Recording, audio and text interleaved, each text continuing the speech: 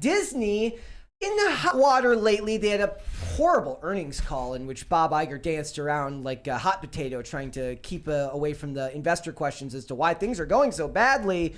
Ike Perlmutter, who is a former Marvel CEO, Marvel Entertainment, not Marvel Studios, he said that when he was fired recently that he gave them a lot of advice earlier, and he said, don't get involved in politics, and Disney decided not to listen. They would rather fire 7,000 people than not get involved in politics. Exactly. Bob Iger has decided that clearly. Yeah, he says, this is what Ike Perlmutter says, and he gave a rare interview. He doesn't do a lot of, he's like 80 years old. He's getting up there. He's like 4 billion. He's like worth like $4 billion.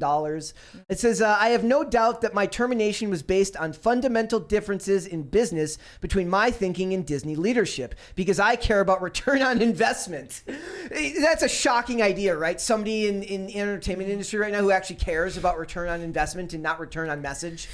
It literally means I care about money. Disney does not care about money. Hence proving our point. We always reiterate that woke capitalism isn't a thing. They're not going woke to make money. Nope. They know that it makes them, go broke. It doesn't make them go broke, but they know that it doesn't return on investment. They don't care because they're ideologues. Yep. And they've insulated themselves enough with a long enough time of actually making money. Kind of like what you said, Yes. right? Like when you think about it, like all of the money they make on DVD sales from their people going back and buying the old stuff, there's always going to be revenue streams that make them money. The parks still make them money. And like I said, normal people who are not ideologically inclined, or at least like us who are aware of the ideological battle that's going on right now, they don't know that this stuff is going on. They just go to Disney and they just want to see Mickey. Not only that, but when you try to tell them, they resist. It's like it's genuinely like talking to someone that's, like the way they describe talking to people in the Matrix or whatever. Well, it's because, you're supposed to grow up loving Disney and you're attached to it in a way that like psychically imprints on you through to adulthood. It's like we were talking about Harry Potter earlier. Why are some people still obsessed with Harry Potter in like their 40s, for instance? Like, how does it even last that long on your psyche? Why is it so important to you? And why is Trump Voldemort? And why do you interpret everything in your adult life through this book series? Probably because they didn't have kids. Yeah. I mean, that's definitely a factor, but it doesn't explain everything. I think it's just like there's a fundamental difference between people who outgrew Harry Potter or outgrew the Disney properties they like in their teen years, like you're supposed to when you become interested in the opposite sex, and then the people who just stayed attached to it in a weird way, like they're their security blanket. I watched an amazing video where this guy says, if society collapses, the first group you have to worry about is the Disney adults. He basically breaks down. He's like, they're going to be the ones like attacking you manically. They'll have no regard for their own safety because they don't have what they need anymore. How do you think they would behave in that park if it were overrun or if some like crisis happened there? I would be down to see it. I would be absolutely. And you would think that the experience of going to a Disney park is shitty enough to convince them that Disney is not an important part of their lives, but they just enjoy suffering for it. They completely block out the suffering because most people do that when they do things they enjoy. Like when you go and like, unless the trip to whatever vacation spot you're going to is exceedingly punishing, like the bad things about the trip tends to go away. Like you don't hold on to those kind of memories. You remember the good things. You remember, oh, I was with my family and blah, blah, blah. You don't remember that, they lost your bag, or you'll talk about it, but it's like, it's fleeting. It goes away. People tend to remember the good things and minimize their memory of bad things. And I think most people do that, right? Like that's why people get into relationships multiple times with the same type of person. I have been on skate tours that were absolutely miserable that I have nothing but the fondest memories of, even though I know intellectually that things went wrong at every single turn.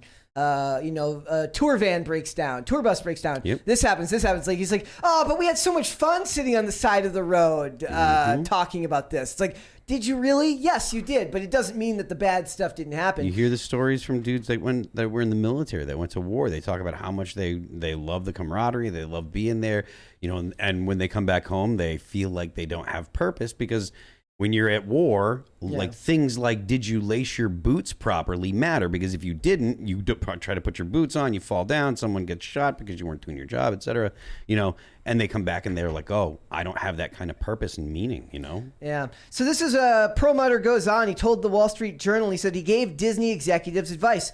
Don't get involved in politics. You're going to get hurt. It's a no-win situation. One of Disney's largest individual shareholders, he also shared that he called the politician to tell him, Ron, you're right. Disney doesn't have a right to get involved with politics. It's also funny, too, because most of these people donate to both parties. They do, because they want to be able to sway policy no matter which way it goes in. So actually calling them, there was a thing the other night where they were calling CNN state media, or like right-wing media, because they dared to like air the Trump bit. Who was calling it? People on Twitter were calling Oh, they're yeah. they're like good on MSNBC for not discuss or not showing it. Yeah. And then they were basically saying like, well, now CNN's owned by a fascist right winger, in which they're talking about AT&T and Time Warner being under, or I'm sorry, Discovery Time Warner being under Zaslav, who of course, if you look into him, that's not true of him at all. He just wants the company to make money.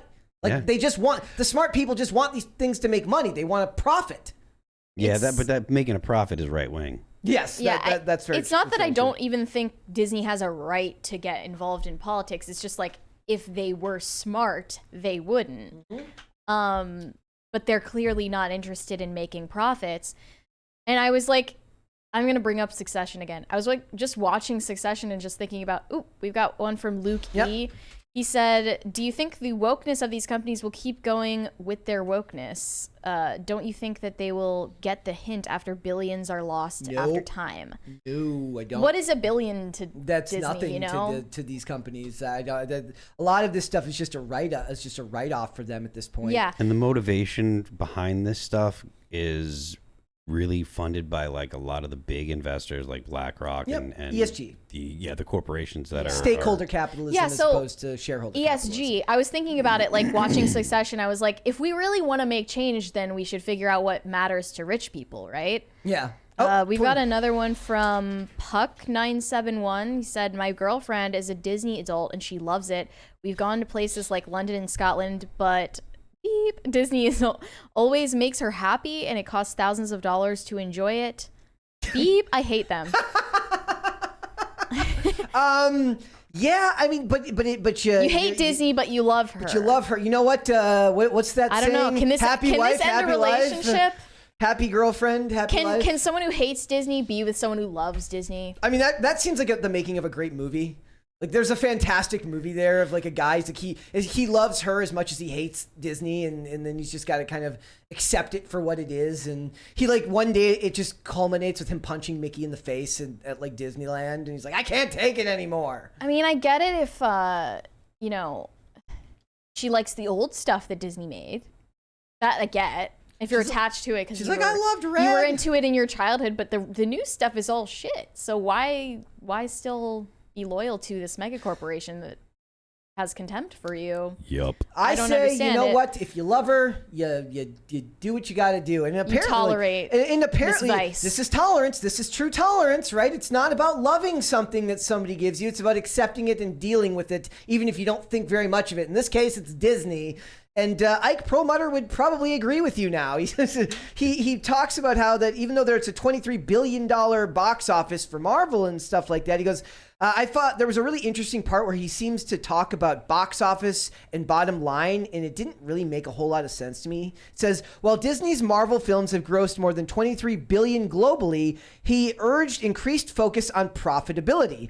All they talk about is box office, box office, box office, Perlmutter told the paper. I care about the bottom line. I don't care about how big the box office is. Only people in Hollywood talk about box office. Now, is the idea of that supposed to be that he's talking about cross-branding and box office is just one aspect of this? Because they make just as much money off the toys. If and they the were focused on the collectibles. box office, though, then things would be looking a lot different because Strange World lost money. Yep.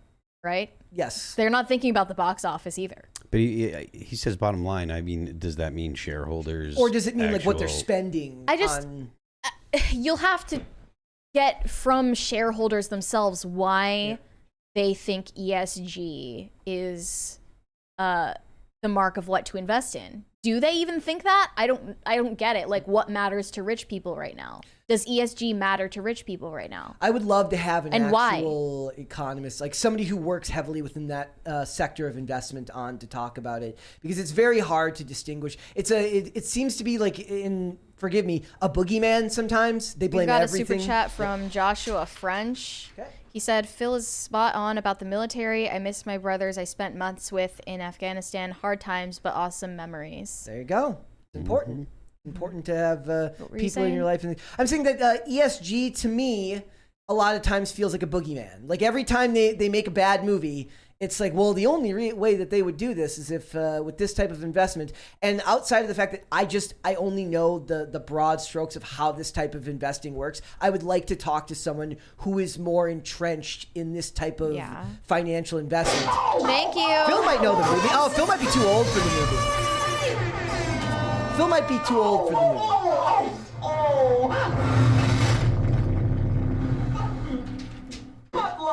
Do you know it? Do you know the movie, Phil? What? Do you know the movie that is from? No. Okay. It was a whole lot of noise and exploding sound, so I didn't recognize that at all. It's from the movie Rookie of the Year, the baseball movie from the 90s. The kid he hurts his arm and he can throw the ball really hard. No. It happens. Somebody hasn't seen it. That's all right. No. When it comes to ESG, I'm just wondering, like, because I don't think rich people care about diversity, equity, and inclusion. I don't think so. I don't know. Maybe journalists care about that. Activists care about that. I don't think that when you're talking about rich people, I don't think that it's just your average person with like 5, 10, 15, 20 million Right. that are sitting on. I think it's I the mean, people like that the care mega about rich it. shareholders in exactly. Disney. Like those people. And I feel like those people, like once you get to that kind of wealth, I don't think that you're so concerned about like making more money or whatever. It's more about, are you having an impact on the future? And I think that they really believe that what they're doing is the right thing for Like Jeff That's the Bezos. good. whole Point. world. Like you Jeff know? Bezos' wife, when she became like the first female billionaire instantly, and then like donated like several hundred million or something to diversity That's a causes. good point, because like when you are that grief. mega rich, what does money mean to you anymore? And that's when you become like maybe a more dangerous or just like potent person. Yeah. But I mean, they've got to be stupid if they think that ESG is the future, right? I mean, I don't know. We'll see where it goes. I mean, you'd think so, but you see all these companies. I mean, I think all that stuff that's going on with Dylan Mulvaney, all the companies that are jumping on to like support him and have him be a spokesperson, or I like that's all because of the ESG. It's not because Dylan is a compelling, brand ambassador. I mean, is that, or do these people have focus groups and studies that show them more extensive focus groups and studies that show us more than that? Clearly Dylan is extremely polarizing. Yeah. You don't hire someone as a brand ambassador that's extremely polarizing unless you are behind their message. Yeah. Otherwise, you get someone that's milquetoast that everyone can get along with. Yeah. But the LGBTQ agenda, whatever you want to call it, like that's a real thing that people are really, really putting a lot of effort into. Did you see that picture of Kid Rock at like a festival with a drag queen drinking a Bud Light with the drag queen, and like, you can't make this shit up, Bruh. Well, because he wasn't promoting it to kids back then, so it was a different time. Kid Rock is like, if you were like imagine like 90s, he's kind of like a picture of Kid Rock in a lot of ways. So, what is this Across the Spider-Verse? Yeah, okay. Thing? That's just a little bit more into the same story. I didn't want to get hugely into this. A lot of other YouTubers have covered this, have gone deep into this. If you watch the trailer for Spider-Man Across the Spider-Verse, there is, of course, in Gwen Stacy's room, there's a protect trans kid's flag in her room. There's also BLM iconography and stuff in the trailer. Look, it's just kind of like a friend of mine made a great example back in the day, like 20 years, 30 years before skateboarding hit the mainstream, like with Tony Hawk. Every movie that had like a teenage boy in it had a skateboard sitting against the wall in the back of the room, right? So a lot of people don't understand how powerful subliminal messaging is and stuff like this. And I think this is just the current thing. And that's what they put up there. It's only there if you look for it. Exactly. Well, I mean, see, but that's that's very powerful. It's very powerful. And that's how Hollywood has done it for years. In fact, I would argue that this is one of the more blatant examples. One of my favorite things to go back through is go back through old movies and televisions and just look at what books are on the shelves if you can. You will see some very interesting... that's where you get a lot of the more ideologically inclined set designers and directors. That's where they used to hide their messages, in the books in the background or the art on the walls. So interesting. It's sort of like the Balenciaga campaign. Yes, where absolutely. The books in the background were like weird tantric sex philosophy books. Porn. Yeah. It also all Freud and Foucault. Yep. Right. Yeah. All of that stuff. There's a $20 one right there. Shane H. Wilder said, "So glad I wasn't raised on Disney. My dad only begrudgingly agreed to Jungle Book, Lion King, and Aladdin, although he raised me on spaghetti westerns, Three Stooges, and The X-Files, so what the hell do I know?" You stay away from that X-Files reboot they're working on. That's what you do. You stay as far away from that as possible. Also, I mean, spaghetti westerns are still kind of making a comeback right now. Like, that's still a thing going on. You think so? And I do. I mean, as much as like progressive Hollywood wants to, use the style of the Western, not actually anything of the beliefs or ideas. It's about you, Taylor Sheridan. Yeah. Well, no, not just him, but there's also that horrible Walker, Texas Ranger CW show, which I can't think of anything less Western than the CW. Yeah. I really can't. Yeah. So it is what it is. Also, by the way, soft shell tacos are still winning in the poll. 58% now. It's climbing. It's growing. I'm just surprised that it's as even as it is right now. I thought it was going to be a landslide for soft shell tacos. So the main thing I wanted to talk about initially before the Ike Perlmutter one is that they view science fiction and they view science fiction and superheroes as extremely beneficial at promoting their causes. If you saw the article from the director of the Blue Beetle, Angel Manuel Soto, he made a tweet where he said he wanted to bad stuff to happen to former President Donald Trump. Should I just say it? It's a veiled threat. It's a very He veiled said the threat. only thing I hope Trump has similar to Lincoln's presidency is the way it ended. Heart emoji. And these are the people at 3 a.m. he tweeted this. These are the people drunk. Like what? And this is what doesn't get you canceled. But when Roseanne tweets on Ambien at 3 a.m. something about an Obama advisor, she gets canceled and her life is ruined. Yep. And these are people making entertainment for kids. For I guess I don't know if I'd really call Blue Beetle for kids. I'd think of it more as stuff for Well, if you look at the millennials. trailer, It's kids and millennials. They would argue that it's relevant to kids and it's not. But Yep. It's well, that's still because the kids are watching YouTube. It's family-friendly entertainment. The kids it's are watching marketed YouTube. that way. The kids are watching prank videos. Thanks for watching. Listen to full episodes of Pop Culture Crisis on Spotify. Keep up with us on social media and make sure you subscribe and ring that bell so you never miss the show. Bye, guys.